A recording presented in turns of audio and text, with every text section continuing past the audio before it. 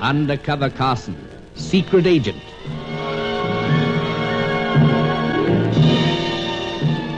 Operation Deathray, an assignment in Rio.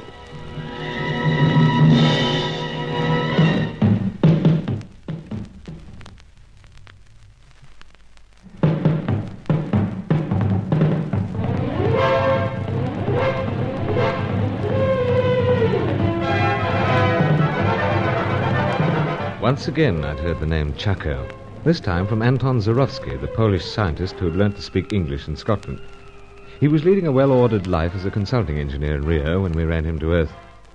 I took advantage of my alleged business position with the meat company in order to look him over. Called him out to our Rio cold storage plant to discuss expansion. We were alone in an empty freezer and all was going well until Zorowski suddenly suspected what I was after.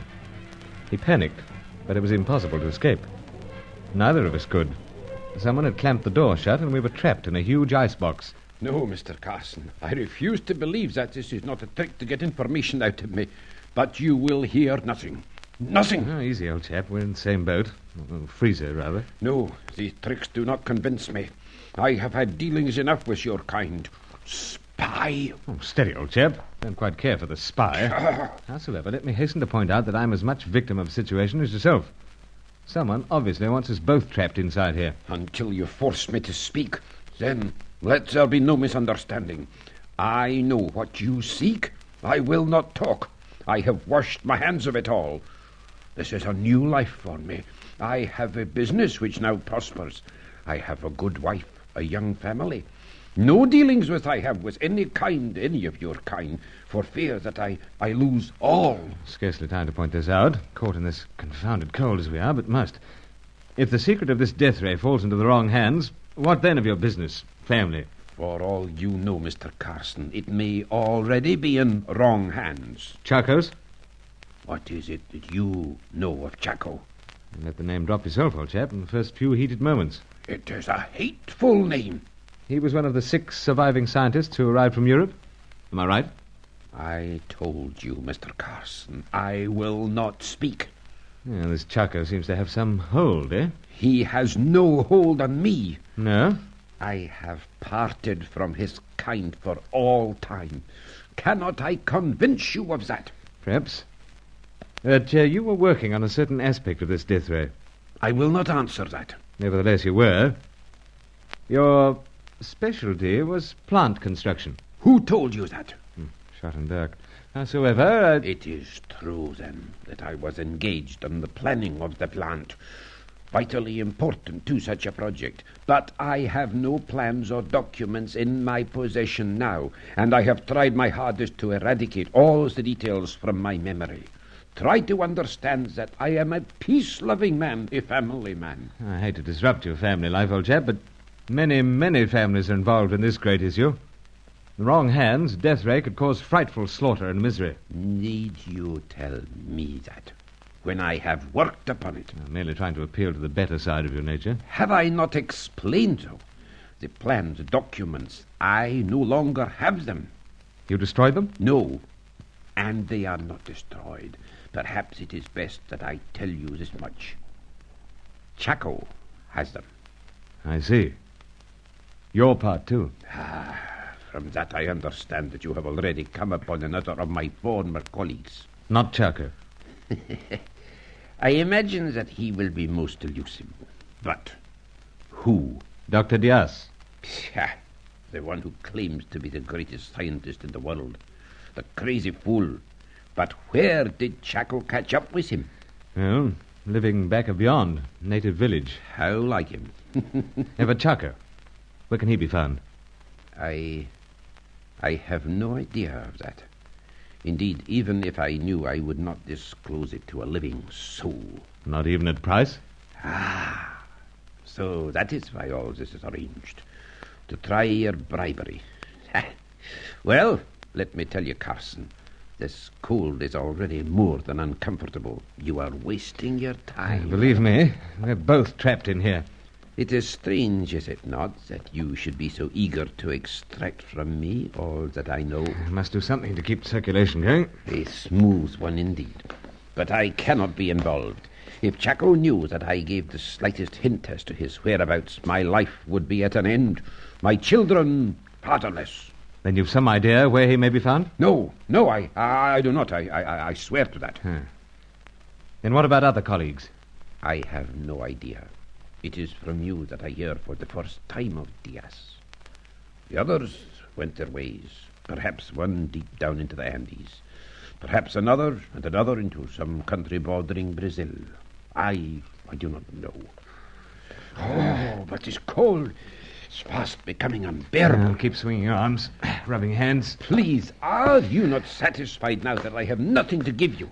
And aren't you convinced, old chap, that I'm locked up in here the same as you are? You really mean that? I've been trying my best to convince you. There must be some way to get out. The door, let us hammer upon it. You're the engineer, Zarowski. And these doors, very heavy. Unlikely anything heard. Howsoever, sure to be someone looking for us. In the meantime, we will be frozen to death. You are already blue with the cold yourself. A trifle uncomfortable, I must say. All right, then. Try emergency measure.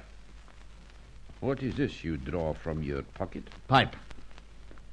Such a strange and overlarge pipe. It needs to be big. And the transmitter's miraculously compact. Transmitter? As man once caught up in business of secret weapons, this perhaps might interest you. Low-range transmitter. Signals only, of course. Amazing. A small aerial uncoil. Indeed. Like so. Now to work. All going well. Signal should be picked up at other end. Whereabouts might that be, Carson? Friend's apartment. Here goes.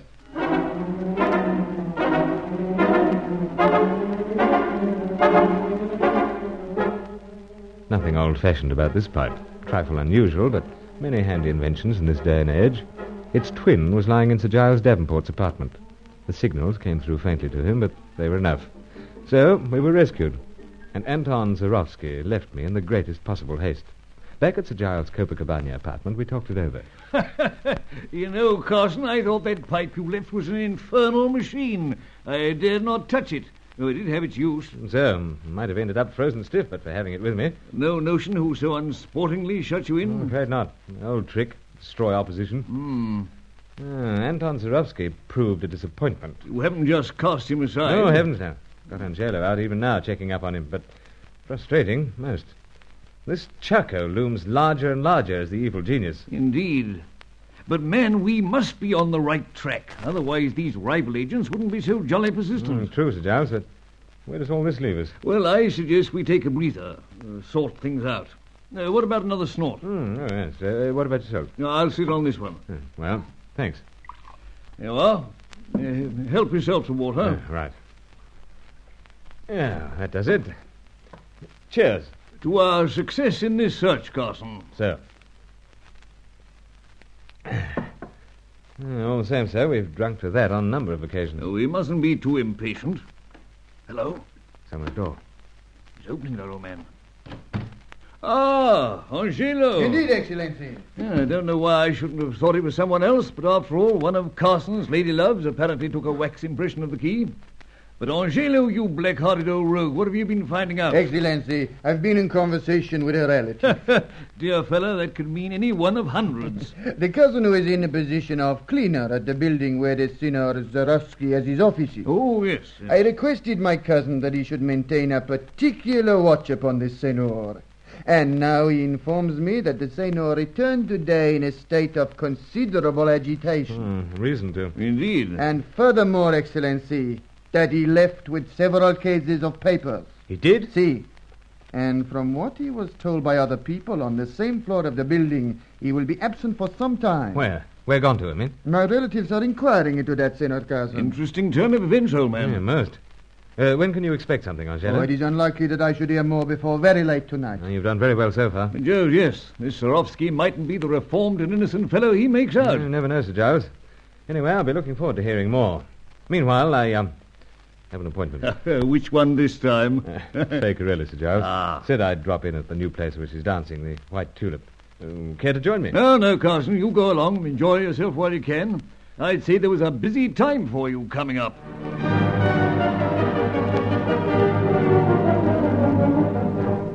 I had a reason to call on Fay. previous night she'd been strangely insistent that I should watch out for our American bird painter, the red-headed Hetty Fitzhenry. At least that was the excuse I made myself. Anyway, I found myself at the White Tulip, a dimly lit place with frosted panels carrying tulip designs. And I found the lissom Fay sitting at a table with my former school chum, Roger Deauville. Ah, Monsieur Bruce. Think who I find here at the Branca Tulipa. Monsieur Roger, alone. How are you, old chap? Tip-top, Bruce. Didn't expect to find you here. Aha, perhaps you think you are the only one to know of what attractions there are here. And I am beginning to find out that Monsieur Roger is the most charming person. Thank you, mademoiselle. You deserve it. You say so sweet things to me. I not hear them from other people. You are staying, Monsieur Bruce? I had intended to. Then do sit down. Oui. You keep Monsieur Roger company for me while I perform my dance. Oh, certainly. I will be back, Monsieur Roger. Getting freeze. Oh, get on with you. Just trying to make you jealous. Raving, sure. Howsoever, what brings you here, apart from Fay, I mean? Oh, don't worry, Bruce. It wasn't fair. I'm looking for Hetty. Looking for her? She's been acting mysteriously all day. Had a feeling that the Fitzhenry blood was all het up over something. You know what she's like. Up to a point. I knew she was planning another expedition to track some strange bird. To paint it, you mean? Well, that's the point, Carson. I gathered there was something much, much more to this bird. Oh, any notion where? In the Andes somewhere.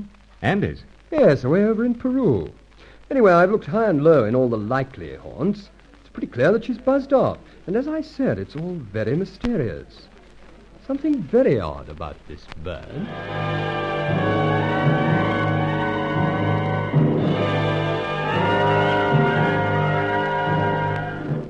Zurovsky had suddenly moved out, then Hetty Fitzhenry. Could there be any link? I had to look into this, otherwise someone might steal a march on us in the grim and shadowy game of Operation Deathray.